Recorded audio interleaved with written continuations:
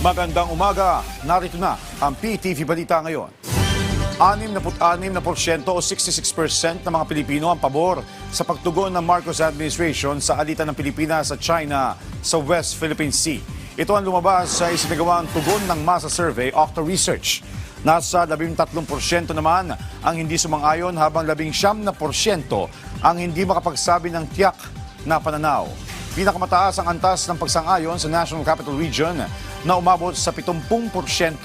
Sinundan ng Balance Luzon na 68%, Visayas na 65% at Mindanao na 62%. Isinagawa ang survey mula April 20 hanggang 24 sa pamamagitan ng face-to-face interview sa 1,200 respondents. Nagpaabot na ng tulong ang Department of Social Welfare and Development sa mga komunidad na naapektuhan ng pagputok ng Bulkang Kanlaon.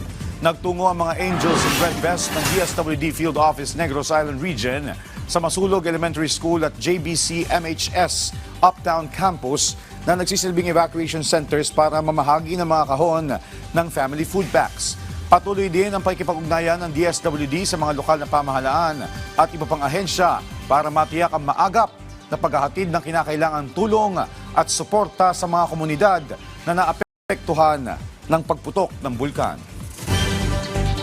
Samantala, inatasan ng Department of Interior and Local Government ang lahat ng local government units na magtatag ng safer school zones at ipakalat ang 277,744 na barangay tanod sa bawat paaralan upang maiwasan ang mga karahasan.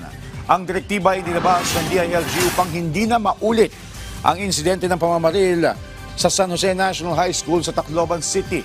Ayon sa DILG, mahalaga ang pagtatatag ng safer school zones upang magiging malakas ang koordinasyon ng LGU sa mga paaralan, otoridad at komunidad at matiyak ang kaligtasan ng mga mag-aaral.